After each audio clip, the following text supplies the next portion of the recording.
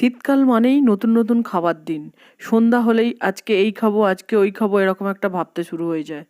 ছেলেও বলে, মা কি বানাবে, আজকে কি বানাবে, কালকে এটা বানিয়েছিলে, আজকে কি বানাবে। তা আজকে আমার ঘরে তেমন কিছুই ছিল না, হাতের কাছে একটু বেসন ছিল, তো বললাম দাঁড়া একটু বেসনের বড়া করে নিয়ে আসি, তাড়াতাড়ি গরম গরম মুড়ি দিয়ে মেখে খাওয়া হবে। তো কিছু তো একটা খেতেই হবে। শীতকালে মানুষের খাওয়ার মানে এতই প্রবণতা বেড়ে যায় বলার কথা নয়। তো আমিও তাড়াতাড়ি সেটাই করলাম।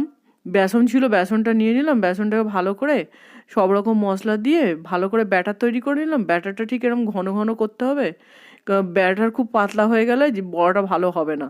তো ব্যাটার তৈরি হয়ে গেল, তেলটা গরম করতে দিলাম, ব্যাটার থেকে চামচে করে নিয়ে একটু একটু করে দিয়ে বড়া আকারে গড়ে নিলাম। তো বড়াও ভাজা হয়ে গেল।